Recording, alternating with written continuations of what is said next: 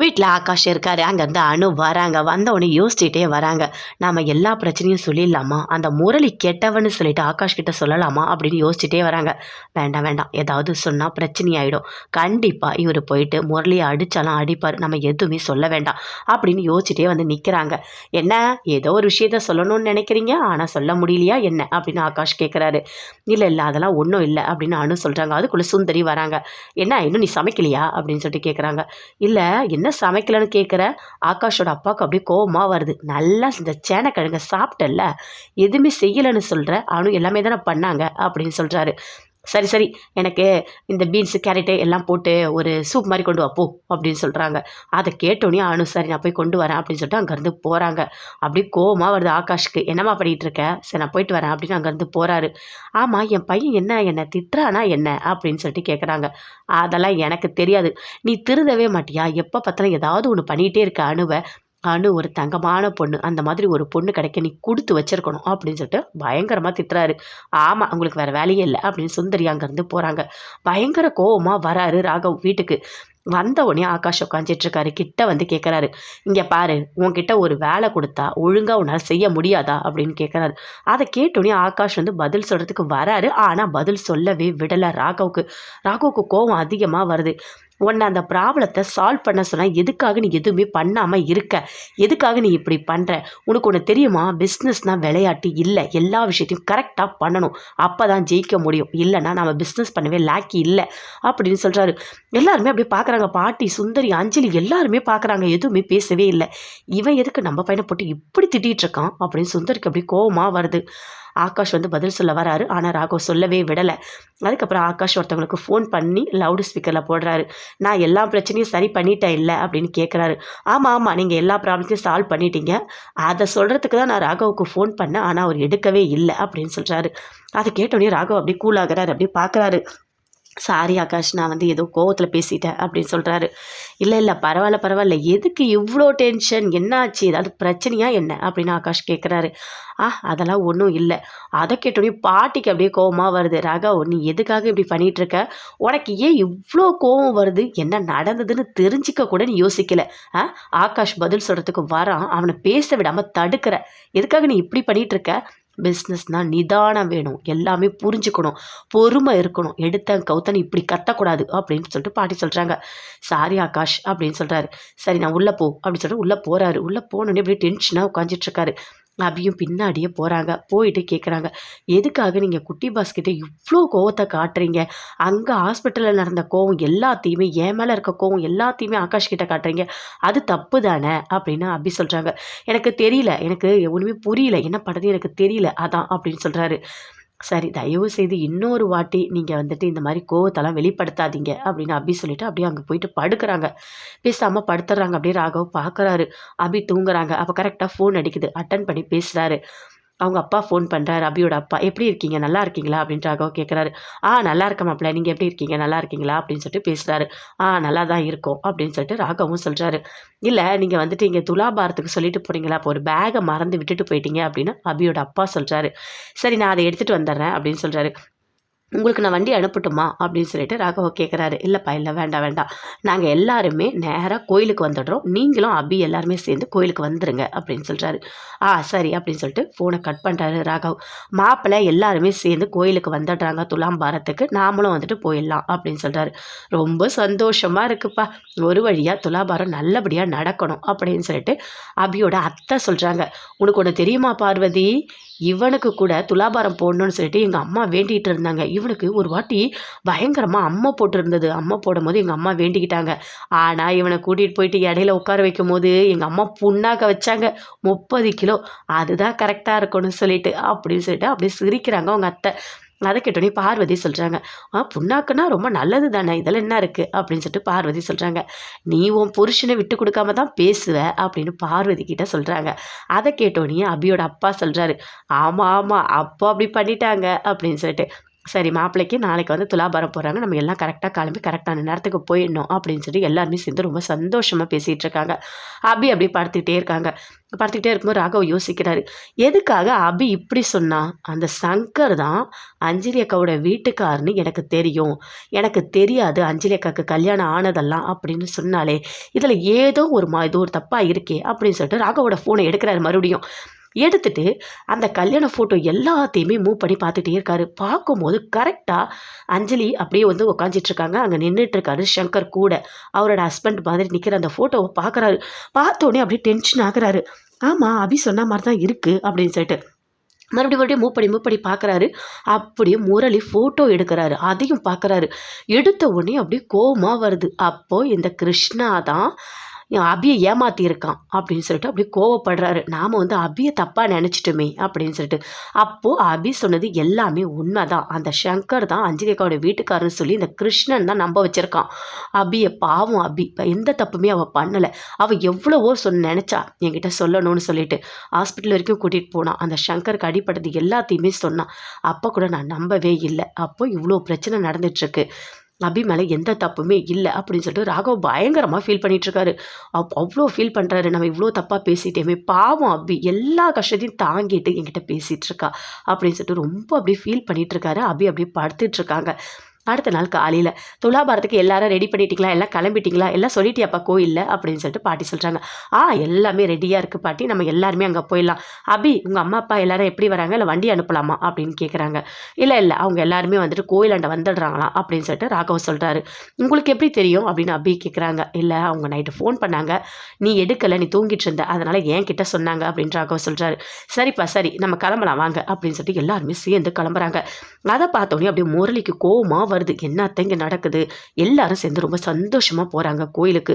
உங்களுக்கு ஒன்று தெரியுமா, அந்த அபியை நான் மாட்டி விட முயற்சி பண்ணா தெரியுமா அப்படின்னு சொல்லிட்டு சொல்கிறாரு முரளி. அதை கேட்டோன்னே அப்படி சுந்தரி கடுப்பாகிறாங்க. அவள் அந்த அளவுக்குலாம் போவாளா அப்படின்னு சொல்லிட்டு. ஆமாம் அத்தை, அதுவும் அவள் எப்படி ட்ராக் பண்ணியிருக்கான்னு பாருங்கள். ஃபோட்டோவை எடுத்து அஞ்சலியோட வீட்டுக்காரன்னு யாரை சொன்னனோ அவனை பார்த்து சங்கர் அவங்கிட்ட பேச போயிருக்கா. அதை கரெக்டாக நான் பார்த்துட்டு லாரி வச்சு அவனை இடித்து ஆக்சிடெண்ட் பண்ணி இப்போது ஹாஸ்பிட்டலில் இருக்கான். அவன் கோமா ஸ்டேஜுக்கு போக வச்சுட்டேன் அப்படின்னு முரளி சொல்கிறாரு. அதை கேட்டோன்னே சுந்தரி எப்படி ஷாக் ஆகுறாங்க. இவ்வளோ விஷயம் நடந்திருக்கா அப்படின்னு சொல்லிட்டு. ஆமாத்த, அந்த அபி எதுக்காக ராகவ் கிட்ட அபி நல்லவனு நிரூபிக்கணும்னு நினைக்கிறா அப்படின்னு சொல்லிட்டு அப்படி கோவமாக முரளி கேட்குறாரு. அதை கேட்டோன்னே சுந்தரி சொல்கிறாங்க, அவள் நிரூபிக்கணும்னு நினைக்கிறதுக்கு நிறைய காரணம் இருக்குது, அதெல்லாம் சொன்னால் நீ தாங்க மாட்டே அப்படின்னு சுந்தரி சொல்கிறாங்க. அத்தை சொல்லுங்க அத்தை அப்படின்னு சொல்லிட்டு முரளி அப்படி கோவமாக கேட்குறாரு. அவங்க தாலி கட்டியிருக்காள்ல, ஒருத்தவனோடையே வாழணும்னு அவன் நினைக்கிறா. தாலி கட்டினோன்னு தன்னோட புருஷனா நினைக்கிறா. அதனால தான் அவன் நல்லவனு நிரூபிக்கணும்னு நினைக்கிறா அப்படின்னு சொல்கிறாங்க. அதை கேட்டோன்னே அப்படி முரளிக்கு கோவமாக வருது. அத்தை இன்னொரு வாட்டி அப்படி சொல்லாதீங்க, எனக்கு சொன்னீங்க எனக்கு கோவமாக வரும். ரெண்டு பேரும் சேர்ந்து சந்தோஷமெல்லாம் வாழ விடவே மாட்டேன். அப்படி ஒரு நிலைமை வந்தது ராகவனை கொலை பண்ணிடுவான், அவனை உயிரோடு விடவே மாட்டேன் அப்படின்னு முரளி அப்படி கோவமாக கத்துறாரு. நில்லு ஒரு நிமிஷம் இரு, எதுக்காக நீ இப்படி டென்ஷன் ஆகிற முரளி? இப்படியா கத்துவ? எல்லாரும் வந்துட போகிறாங்க, எல்லாரும் சேர்ந்து கோயிலுக்கு கிளம்பிட்டு இருக்காங்க, இப்போ போய் இப்படி கத்திட்டு இருக்க, நீ எதுக்கு இவ்வளோ டென்ஷன் ஆகிற? இங்கே பாரு, எது வந்தாலும் அப்புறம் பேசிக்கலாம் சரியா? கோயிலுக்கு போகிறாங்க, நீ போய் கிளம்பு போ, இல்லை சந்தேகம் வந்துடும் அப்படின்னு சுந்தரி சொல்கிறாங்க. அங்கேருந்து அப்படியே போகிறாரு முரளி. கோவமாக வருது. என்ன இப்படி சொல்கிறாங்க, ரெண்டு பேரும் சேர்ந்து வாழ விட்டுருவேனா, என்ன பண்ணுவேன்னு பாரு, கண்டிப்பாக விடவே மாட்டேன் அப்படின்னு சொல்லிட்டு அப்படி கோவமாக போகிறாரு. எல்லாருமே சேர்ந்து கிளம்புறாங்க கோயிலுக்கு. கிளம்பிட்டு அங்கேருந்து போகிறாங்க. போன உடனே அங்கே கோயிலில் பூசாரிக்கிட்ட சொல்கிறாங்க, எல்லாமே ரெடி ஆகிடுச்சா அப்படின்னு சொல்லிட்டு. நீங்கள் வரீங்கன்னு எல்லாமே நான் ரெடி பண்ணிட்டேம்மா அப்படின்னு சொல்கிறாரு. சரி நீங்கள் வந்துட்டு அந்த இடையில வந்துட்டு உட்கார வைங்க ராகவன்னு சொல்கிறாங்க. அதே மாதிரி உட்கார வைக்கிறாங்க. உட்கார வச்சுட்டு இடைக்கு எல்லாமே போடுறாங்க. போட்டால் கூட அந்த எடை இறங்கவே இல்லை. அப்படியே பார்க்குறாங்க எல்லாருமே, என்ன இது கடவுளே, என்ன இது, எவ்வளோ போட்டாலும் இடம் வந்து ஈக்குவலாக வரலையே அப்படின்னு சொல்லிட்டு எல்லாருமே அப்படியே டென்ஷனாக இருக்காங்க. அபியும் அங்கே தான் நின்றுட்டுருக்காங்க. அங்கே ஒரு சாமியார் உட்காந்துட்ருக்காரு. உட்காந்துட்டு அப்படியே பார்க்குறாரு. அபி அப்படியே பார்க்குறாங்க, இவர் எதுக்கு நம்மளையே பார்த்துட்ருக்காரு அப்படின்னு சொல்லிட்டு அப்படியே அமைதியாக இருக்காங்க. என்ன ராகவ் எது போட்டாலும் அதுக்கு சரியாகவே மாட்டுது அப்படின்னு சொல்லிட்டு எல்லாருமே டென்ஷனாக இருக்காங்க. பாட்டி அஞ்சலி எல்லாருமே அப்படி யோசிச்சுட்ருக்காங்க, என்ன காரணமாக இருக்கும், ஏதாவது தப்பாக இருக்குமா, கடவுளை எதுக்காக எங்களை இப்படி தண்டிக்கிற, நான் வேண்டிக்கிறது தானே, இது நல்லபடியாக நடக்கணும் அப்படின்னு சொல்லிட்டு அப்படி சொல்கிறாங்க பாட்டி. அதுவும் அவங்க அம்மா வேண்டினது, அதனால தான் நான் பண்ணுறேன், அவள் உயிரோடு இல்லை அப்படின்னு சொல்கிறாங்க. அப்படியே எல்லாருமே டென்ஷன் ஆகுறாங்க, இன்னும் இடம் இறங்கவே மாட்டுது அப்படின்னு சொல்லிட்டு ஐயர் எல்லாருமே அப்படியே பார்க்குறாங்க. கண்டிப்பாக அதை சரி பண்ணணும் அப்படின்னு சொல்லிட்டு ஒரு மாதிரி டென்ஷனாக இருக்காங்க. அப்படியே அபி பார்க்குறாங்க. என்ன காரணமா இருக்கும் அப்படின்னு சொல்லிட்டு அவங்களும் யோசிச்சுட்டு இருக்காங்க. அப்போ அங்கே இருக்க அந்த சாமியார் சொல்கிறாரு, சாமிக்கு எது வேணுமோ அதை கொடுத்தா மட்டும்தான் எடை கீழே இறங்கும் அப்படின்னு சொல்கிறாரு. அதை கேட்டோடனே அபி யோசிக்கிறாங்க, என்னவா இருக்கும் அப்படின்னு சொல்லிட்டு. அப்போ அவங்க கழுத்தில் இருக்க அந்த தாலியை அப்படி கழட்டுறாங்க. அதை பார்த்தோன்னே அஞ்சலி அப்படி கத்துறாங்க, அபி என்ன அபி பண்ணிட்டுருக்க, தாலியெல்லாம் கழட்டாத விடு அப்படின்னு சொல்கிறாங்க. இல்லைக்கா, கண்டிப்பாக கழட்டி போட்டு தான் ஆகணும், அப்படி போட்டால் மட்டும்தான் எடை கீழே இறங்கணும் எனக்கு தோணுது அப்படின்னு அபி சொல்கிறாங்க. என்னம்மா பண்ணிகிட்டு இருக்க அப்படின்னு சொல்லிட்டு பாட்டியும் அப்படி சொல்கிறாங்க. அபி அப்படிலாம் எதுவும் பண்ண வேண்டாம் அப்படின்னு சொல்லிட்டு அபியோட அம்மா, அப்பா, அத்தை எல்லாருமே கத்துறாங்க. இல்லை, நான் ஒரு விஷயம் பண்ணுறேன்னா அதில் கண்டிப்பாக காரணம் இருக்கும் அப்படின்னு சொல்கிறாங்க. அதை கேட்டோடனே அப்படியே ராகவ் டென்ஷன் ஆகுறாரு. அப்படியே பார்க்குறாரு, என்ன இவ கழுத்தில் இருக்க தாலியை கழட்டுறா அப்படின்னு சொல்லிட்டு. ஆனால் முரளி மட்டும் மனசுக்குள்ளே அவ்வளோ சந்தோஷமாக சிரிக்கிறாரு. கழட்ட அபி, கழட்டு தாலியை கழட்டு, இதை தான் நான் எதிர்பார்த்துட்டே இருந்தேன். உன் கழுத்தில் அவன் கட்டின தாலியில் இருக்கவே கூடாது, நான் தான் உன் கழுத்தில் கட்டணும் அப்படின்னு சொல்லிட்டு அப்படியே சந்தோஷமாக சிரிக்கிறாரு. அப்படியே சுந்தரியும் அப்படியே சிரிக்கிறாங்க. முரளியை பார்த்து ரெண்டு பேருமே அவ்வளோ சந்தோஷமாக அப்படி சிரிச்சுக்கிறாங்க. அப்படியே கோவமாக வருது மற்ற எல்லாருக்குமே, ஐயோ என்ன இவ இப்படி பண்ணுறாளே அப்படின்னு சொல்லிட்டு. பண்ணவே கூடாதுன்னு எவ்வளவோ சொல்கிறாங்க. அப்போ கூட அபி கேட்கவே இல்லை. அவங்க கழுத்தில் இருக்க அந்த தாலியை கழட்டி அந்த இடையில அப்படியே வைக்கிறாங்க. வச்ச உடனே அந்த தராசு அப்படி கீழே இறங்குது. அதை பார்த்தோன்னே எல்லாருமே ஷாக் ஆகுறாங்க. என்ன இது, இவ்வளோ பொருள் வச்சோம், அப்போ கூட இந்த துலாபாரத்தில் ஈக்குவலாக வரவே இல்லை. ஆனால் அபி தன்னோட தாலியை கழட்டி வச்ச உடனே கீழே வருது அப்படின்னு சொல்லிட்டு எல்லாருமே கையெடுத்து சாமியை கும்பிடுறாங்க. ரொம்ப நன்றிம்மா அப்படின்னு சொல்லிட்டு அபியும் அப்படியே கும்பிடுறாங்க. உனக்கு இதுதான் வேணும்னு எனக்கு தோணுச்சும்மா, அதனால தான் நான் கொடுத்தேன் அப்படின்னு சொல்கிறாங்க. எல்லாருமே சேர்ந்து அந்த பரிகாரம் எல்லாமே முடிக்கிறாங்க. முடிச்சிட்டோன்னே அங்கே இருக்க அந்த சாமியார் சொல்கிறாரு, பாத்தியா, அந்த அம்மனுக்கு என்ன வேணுன்றத கொடுத்தா மட்டும்தான் இறங்கும்னு நான் சொன்னேன்ல, அப்படி தான் நடக்குது அப்படின்னு சாமியார் சொல்கிறாரு. அதை கேட்டவொடனே எல்லாருமே அப்படியே பார்க்குறாங்க. எதுவுமே பேசவே முடியல. ஆனால் அபி மட்டும் ஒரு மாதிரி ரொம்ப கஷ்டமாக இருக்காங்க. ஒரே ஒரு மஞ்சக்கயிறை எடுத்து கட்டிக்கோ அபி அப்படின்னு சொல்கிறாங்க. அஞ்சலி அதே மாதிரி ஒரு மஞ்சக்கயிறை கழுத்தில் போட்டுக்கிறாங்க. போட்டுட்டு இந்த தாலியை எடுத்து போட்டதை நினச்சி எல்லாருமே ரொம்ப ஃபீல் பண்ணுறாங்க. என்ன அபி இப்படி பண்ணிட்டுட்டா, தாலியை கழட்டி போட்டுட்டாளே அப்படின்னு சொல்லிட்டு. ராகவ் எதுவுமே பேசவே இல்லை. என்ன அபி திடீர்னு நீ தாலியை கழட்டி போட்டுட்ட அப்படின்னு சொல்லிட்டு கேட்குறாரு. இல்லைங்க, அதெல்லாம் ஒன்றும் இல்லை, சாமிக்கு தானே, நான் காணிக்க தானே செலுத்தினேன், இதில் ஒரு தப்பும் இல்லை. எவ்வளோ பேர் எவ்வளோ பண்ணியிருக்காங்க, எல்லாம் வேண்டிகிட்டு பண்ணியிருக்காங்க. எனக்கு தோணுச்சு அந்த அம்மனுக்கு இதை கொடுத்தா சரியாகும்னு சொல்லிட்டு, அதனால தான் நான் கொடுத்தேன். இதில் எந்த தப்பும் இல்லை, நான் அந்த மஞ்சள் கயிறு போட்டிருக்கல, ஒன்றும் பிரச்சனை இல்லை அப்படின்னு அபி சொல்கிறாங்க. அப்படியே ராகவ் பார்க்குறாரு, எதுவுமே ஃபீல் பண்ணுற அப்படியே ரொம்ப ஒரு மாதிரி பயங்கரமாக அப்படியே ரொம்ப ரொமான்ஸாக அப்படியே ஃபீல் பண்ணுறாரு. அப்படியே முரளி பார்க்குறாரு. பார்த்தோன்னே அப்படியே கடுப்பாகிறாரு. என்ன தாலியை கழட்டி போட்டுட்டா கூட இவங்க ரெண்டு பேரும் இவ்வளோ சந்தோஷமாக பேசிக்கிறாங்க அப்படி சொல்லிட்டு பயங்கரமாக அப்படியே கடுப்பாகிறாரு. அங்கேருந்து வராங்க அபியோட அம்மா, அப்பா எல்லாருமே வராங்க. வந்து கிட்ட நின்று பேசுகிறாங்க. என்ன அபி இப்படி தாலியை கழட்டி போட்டுட்ட அப்படின்னு சொல்லிட்டு. இல்லைம்மா, இதில் எந்த தப்பும் இருக்கிறதா எனக்கு தெரியல, நீங்கள் தான் பார்த்தீங்கல்ல, இடையில நம்ம ஈக்குவலாக எல்லாமே போட்டோம், ஆனால் இறங்கவே இல்லை, தாலியை போட்ட உடனே தானே இறங்குச்சு, அதனால தான் நான் போட்டேன் அப்படின்னு அபி சொல்கிறாங்க. சரி அபி, சரி, நீ சொன்னது எல்லாமே கரெக்டாக தான் இருக்குது, ஒன்றும் பிரச்சனை இல்லை, நல்லபடியாக துலாபாரம் முடிஞ்சதில்லை, அது போதும். அந்த அம்மனுக்கு உன்னோட தாலி தான் வேணும்னு தோணியிருக்கு, அதனால தான் கரெக்டாக இறங்கியிருக்காங்க அப்படின்னு சொல்லிட்டு அவங்க அத்தையும் சொல்கிறாங்க. விடு அபி, அதெல்லாம் ஒன்றும் பெருசு இல்லை, எவ்வளோ பேர் காணிக்க செலுத்துகிறாங்க அப்படின்னு சொல்லிட்டு எல்லாருமே சொல்கிறாங்க. சரி வாங்க போகலாம் அப்படின்னு சொல்லிட்டு அங்கேருந்து போகிறாங்க. போனோடனே அப்படியே பாட்டி ரொம்ப ஃபீல் பண்ணுறாங்க. ஒரு மாதிரி இந்த மாதிரி ஒரு பொண்ணு கிடைக்க நம்ம கொடுத்து வச்சிருக்கணும் அப்படின்னு சொல்லிட்டு ரொம்ப ஃபீல் பண்ணுறாங்க. எல்லாருமே சேர்ந்து வீட்டுக்கு போகிறாங்க. வீட்டுக்கு போனோடனே அபியோட அம்மா, அப்பா, அத்தை 3 பேருமே சேர்ந்து பேசிக்கிறாங்க. என்ன இவ இப்படி பண்ணிட்டா திடீர்னு, நம்ம நினச்சி கூட பார்க்கலையே, தாலியை கழட்டி போட்டிருக்கா அப்படின்னு சொல்லிட்டு அவங்க அம்மா, அப்பா எல்லாருமே சொல்கிறாங்க. எனக்கு ரொம்ப கஷ்டமாக தான் இருக்குது, எதுக்கு அபி இப்படி ஒரு முடிவு எடுத்தா, எப்படி யோசிச்சு பண்ணா, ஒன்றுமே புரியலையே. ஆனால் அபி பண்ணது அங்கே கரெக்டாக தானே இருந்தது, அபி தாலியை கழட்டி போட்டதுனால மட்டும் தானே அந்த தராசு கீழே இறங்குச்சு அப்படின்னு சொல்லிட்டு அவங்க அத்தை சொல்கிறாங்க. என்னவோ எனக்கு ஒரு மாதிரி கஷ்டமாக தான் இருக்குது, அந்த நேரத்தில் என்னால் தாங்கவே முடியல அப்படின்னு சொல்லிட்டு அவங்க அம்மா, அப்பா 2 பேருமே சொல்கிறாங்க. உங்களுக்கு ஒன்று தெரியுமா, அபி பண்ணது எல்லாமே கரெக்டாக தான் இருக்குது அப்படின்னு அவங்க அத்தை சொல்கிறாங்க. சரி விடு பார்வதி, தங்கமான மாப்பிள்ளை கிடச்சிருக்காரு, அபியை நல்லா புரிஞ்சு வச்சிருக்காரு, அதனால் ஒன்றும் பிரச்சனை இல்லை, அவங்க 2 பேரும் சேர்ந்து நல்லா தான் வாழ்வாங்க, ஒரு பிரச்சனையும் வராது அப்படின்னு அவங்க அப்பா சொல்கிறாரு. சரிங்க, நீங்கள் எது சொன்னாலும் கரெக்டாக தான் இருக்கும் அப்படின்னு சொல்லிட்டு பார்வதியும் சொல்கிறாங்க. 3 பேருமே சேர்ந்து ரொம்ப ஃபீல் பண்ணி பேசிகிட்டு இருக்காங்க. வீட்டுக்கு வராங்க. வந்த உடனே பாட்டி எல்லாருமே அங்கே சொல்கிறாங்க. என்ன அபி இப்படி பண்ணிட்டே நீ, ஆனால் ஒன்று, நீ பண்ணது எல்லாமே கரெக்டாக தான் இருந்துச்சு அப்படின்னு சொல்லிட்டு பாட்டி சொல்கிறாங்க. ரொம்ப தேங்க்ஸ் அப்படின்னு ராகவ் சொல்கிறாரு. சரி போங்க உள்ளே போங்க அப்படின்னு சொல்லிட்டு எல்லாருமே சேர்ந்து உள்ளே போகிறாங்க. உள்ளே போனோடனே முரளிக்கு அப்படியே கோவமாக வருது. சுந்தரிக்கிட்ட போய் பேசுகிறாரு. பார்த்தீங்களா அங்கே பார்த்தீங்களா என்ன நடந்ததுன்னு சொல்லிட்டு அபி அவள் கழுத்தில் இருக்க தாலியை கட்டி போட்டா. அதை பார்க்கும்போது எனக்கு எவ்வளோ சந்தோஷமாக இருந்தது தெரியுமா, மனசுக்கு அவ்வளோ குளிர்ச்சியாக இருந்தது அத்தை. நான் அதை தான் நினச்சிக்கிட்டே இருந்தேன். அது ஏதோ ஒரு வகையில் நடக்குது. தாலியை கழட்டி போட்டுட்டா ஒரு வழியா. நான் கண்டிப்பாக அபிகட்டில் தாலி கட்டிடுவேன் அப்படின்னு சொல்கிறாரு. அதை கேட்டோடனே சுந்தரி சொல்கிறாங்க, அவள் கழுத்தில் தான் ஒரு மஞ்சக்கயிறு போட்டுட்டு தானே கழட்டினா அப்படின்னு சொல்கிறாங்க. அதுவா அத்தை முக்கியம், அது சாதாரண மஞ்சக்கயிறத்தை நான் கட்டணும் அவள் கழுத்தில். அவன் கட்டினது தான் கழட்டிட்டான்ல, அவன் கட்டினது அவள் அபி கழுத்தில் இல்லை. அது எனக்கு போதும் அத்தை, எனக்கு ரொம்ப சந்தோஷமாக இருக்குது அப்படின்னு சொல்லிட்டு அப்படி உள்ளே போகிறாரு. இவன் வேற பைத்தியக்காரன் மாதிரி அபி அபி அபின்னு பைத்தியம் பிடிச்சி போய் அலையிறான். இவன் ஏன் தான் இப்படி இருக்கானோ தெரில, இவனுக்கு அபி பைத்தியம் பிடிச்சிருச்சு அப்படின்னு சொல்லிட்டு அப்படி அபி ராகவ் 2 பேருமே சேர்ந்து ரூமில் இருக்காங்க. இருக்கும்போது அபி அப்படியே அமைதியாக இருக்காங்க, எதுவுமே பேசவே இல்லை. அப்போ ராகவ் கிட்ட வந்து பேசுகிறாரு. அபி நீ ஏன் இப்படி பண்ண, எல்லாருமே வேண்டான்னு சொன்னாங்க, அவங்க பேச்செல்லாம் கேட்காம எதுக்காக நீ கழுத்தில் இருக்க தாலியை கட்டி போட்ட அப்படின்னு கேட்குறாரு. இங்கே பாருங்க, எனக்கு தோணுச்சு அந்த இடத்துல அந்த சாமியார் சொன்னார், சாமிக்கு எதை வேணுமோ அதை தான் நீ கொடுக்கணும், கொடுத்தா மட்டும்தான் அந்த தராசு கீழே இறங்கும்னு சொன்னார். அப்போ எனக்கு தாலி ஞாபகம் வந்தது, அதனால தான் நான் போட்டேன் அப்படின்னு சொல்கிறாங்க. சரி அபி, அதுக்காக இப்படியா பண்ணணும் அப்படின்னு சொல்லிட்டு கேட்குறாரு. வேறு வழி இல்லைங்க, நீங்கள் பார்த்தீங்கல்ல எல்லாமே போட்டுக்கிட்டே இருந்தீங்க, அப்போ கூட தராசு ஈக்குவலாக வரவே இல்லை, தாலி கட்டி போட்ட உடனே தான் கரெக்டாக வந்தது அப்படின்னு சொல்கிறாங்க. தேங்க்ஸ் அபி, என்ன சொல்கிறதுனே எனக்கு தெரியல அப்படின்னு சொல்கிறாரு. பரவாயில்லைங்க, இதெல்லாம் ஒன்றும் இல்லை அப்படின்னு சொல்கிறாங்க.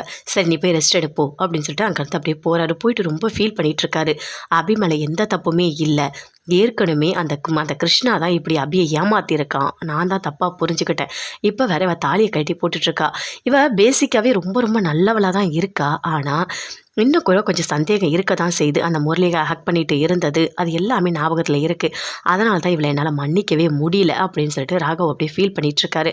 அஞ்சலி முரளிகிட்ட பேசிகிட்டு இருக்காங்க. பார்த்தீங்களா அபி என்ன காரியம் பண்ணியிருக்கான்னு பார்த்தீங்களா அப்படின்னு சொல்கிறாங்க. இவ வேற அடுத்தது எல்லாத்தையும் கேட்டு கேட்டு கேட்டு தலைவலியே வந்துடுச்சு. ஆனால் இவ வேற பேசுகிறதையும் நம்ம கேட்டு தான் ஆகணும், வேறு வழியே கிடையாது. ஆமாங்க, ஆமாம் ஆமாம் ஆமாம், பெரிய விஷயந்தான் அபி பண்ணிட்டாங்க. யாருமே தாலியெல்லாம் கட்டி போட மாட்டாங்க, அபி போட்டுட்டா, அது பெரிய விஷயந்தான் அப்படின்னு சொல்கிறாரு. ஆமாங்க, எனக்கு அபி மாதிரி ஒரு தங்கமான பொண்ணு தேடி பார்த்தா கூட கிடைக்க மாட்டா, அவ்வளோ நல்லவளாக இருக்கா. அவளை நல்லா ராகவ் புரிஞ்சு வச்சுருக்கான், அது இன்னும் எனக்கு சந்தோஷமாக இருக்குது. அன்றைக்கி நீங்கள் பார்த்தீங்கல்ல கல்யாணத்தில் அபியை விட்டு கொடுக்காம ராகவ் பேசினான், அந்த மாதிரி 2 பேருமே சேர்ந்து ரொம்ப சந்தோஷமாக தான் இருப்பாங்க, நல்லா இருப்பாங்க, நீங்கள் வேணால் பாருங்களேன் அப்படின்னு அஞ்சலி சொல்கிறாங்க. ஏன்னா இப்படி கடுப்பேற்றிட்டுருக்காளோ தெரியலையே, என்னோட அபி அவங்க கூட சேர்ந்து வாழணும்னு சொல்கிறான், இதெல்லாம் கேட்கணும்னு என் தலையில் எழுதியிருக்கு, இவகிட்ட ஒன்றுமே பண்ண முடியாது அப்படின்னு சொல்லிட்டு அப்படியே கோவமாக உட்காந்துட்ருக்காரு. என்னங்க எனக்கு அவ்வளோ சந்தோஷமாக இருக்குங்க அப்படின்னு சொல்கிறாங்க. சரிங்க சரிங்க அஞ்சலி, நீங்கள் ரொம்ப ரொம்ப ரொம்ப ரொம்ப சந்தோஷமாக இருக்கீங்க, சரி நான் போய் தூங்குறேன் அப்படின்னு சொல்லிட்டு அங்கேருந்து போகிறாரு. அப்படியே அஞ்சலியும் போயிட்டு படுக்கிறாங்க. ஆனுவும் ரொம்ப ஃபீல் பண்ணிகிட்டு இருக்காங்க. அங்கேருந்து ஆகாஷ் வராரு. 2 பேருமே சேர்ந்து பேசிகிட்டு இருக்காங்க. என்னங்க இப்படி பண்ணி வச்சுருக்கா அபி அப்படின்னு சொல்லிட்டு. இங்கே பாருங்கள், நான் தான் உங்ககிட்ட சொன்னேன்ல, அபி ராகவ் 2 பேரை யாராலையுமே பிரிக்க முடியாது, அவங்க அவ்வளோ அந்யோன்யமாக இருக்காங்க, மனசளவில் அவங்க சேர்ந்து வாழ்ந்துட்டுருக்காங்க, அந்த வாழ்க்கையே போதும், அவங்க எப்போவுமே நல்லா தான் இருப்பாங்க, யார் நினச்சாலும் அவங்கள பிரிக்க முடியாதுன்னு நான் சொன்னேன்ல. இப்போ பார்த்தீங்களா கோயிலில் ராகவுக்கு ஒன்றுனா அபி தான் அந்த பிரச்சனையை சரி பண்ணுறாங்க. அதே மாதிரி அவங்க போட்ட தாலியால் அந்த தராசு இறங்குதுன்னா அப்போ அதில் எவ்வளோ பெரிய விஷயம் இருக்குதுன்னு பார்த்தீங்களா. 2 பேருக்குள்ள நல்ல ஒரு அண்டர்ஸ்டாண்டிங் இருக்குது அப்படின்னு சொல்கிறாரு. ஆமாங்க, நீங்கள் சொல்லும் போது கூட நான் நம்பவே இல்லை, நேரில் பார்க்கும்போது தான் நான் தெரிஞ்சுக்கிட்டேன் அப்படின்னு சொல்கிறாங்க அனு. இருந்தாலும் அவங்க 2 பேருக்குள்ளே என்ன பிரச்சனை ஓடிட்டுருக்குன்றது எனக்கு மட்டும்தான் தெரியும். ராகவ் வந்து அபியை சந்தேகப்படுறது எல்லாமே எனக்கு தெரியும். ஆனால் இந்த மாதிரி சின்ன சின்ன விஷயங்களுக்கு கூட அபியை கண்டிப்பாக வந்துட்டு கொஞ்சம் கொஞ்சமாக நல்லவளாக ராகவ் கிட்ட காட்டும், அதை நான் நம்புகிறேன். எப்படியாவது அபி நிரூபித்து ராகவோட சேர்ந்து வாழணும், அந்த முரளி கண்டிப்பாக ஒரு நாள் மாட்டுவான் அப்படின்னு சொல்லிட்டு அனு மனசுக்குள்ளேயே நினைக்கிறாங்க. என்னங்க என்கிட்ட பேசிகிட்டே இருக்கீங்க, ஆனால் உங்கள் மனசுக்குள்ளே ஏதோ ஒரு விஷயத்தை நீங்கள் நினச்சிட்டே இருக்கா மாதிரி இருக்குது அப்படின்னு ஆகாஷ் கேட்குறாரு. அதெல்லாம் ஒன்றும் இல்லைங்க, சரி வாங்க அப்படின்னு சொல்லிட்டு 2 பேருமே சேர்ந்து பேசிகிட்டு இருக்காங்க. எல்லாருமே சேர்ந்து நல்லா தூங்கிட்டு இருக்காங்க. அப்போ அபி எழுந்துக்கிறாங்க. எழுந்துட்டு பார்க்குறாங்க, எப்படியாவது அந்த முரளியை பற்றி எல்லாமே நம்ம கண்டுபிடிக்கணும், விட்டுறவே கூடாது. அதுவும் அந்த சங்கர் ஹாஸ்பிட்டலில் இருக்கார், அவர் எப்படியாவது சரியாகணும், அவர் கோமா ஸ்டேஜிலேருந்து வந்தால் மட்டும்தான் எல்லாமே சரியாகும். இவர்கிட்ட நம்ம நிரூபிக்க முடியும் அப்படின்னு சொல்லிட்டு அபி யோசிச்சுட்டு இருக்காங்க. அடுத்த நாள் காலையில் கிளம்பி ஹாஸ்பிட்டல் போகிறாங்க. எங்கே போகிறோமா அப்படின்னு சொல்லிட்டு அஞ்சலி பாட்டி எல்லாருமே கேட்குறாங்க. இல்லை கொஞ்சம் வெளியே வேலை இருக்கு, நான் போயிட்டு வந்துடுறேன் அப்படின்னு சொல்லிட்டு அங்கேருந்து அபி போகிறாங்க. அப்படியே பார்க்குறாரு முரளி. அபி நீ எங்கே போகிறேன்னு எனக்கு தெரியும். யார் அந்த சங்கரை பார்க்க தானே ஹாஸ்பிட்டல் போகிற, போ அவன் கோமா ஸ்டேஜ் வந்து வெளியெல்லாம் வரவே மாட்டான்.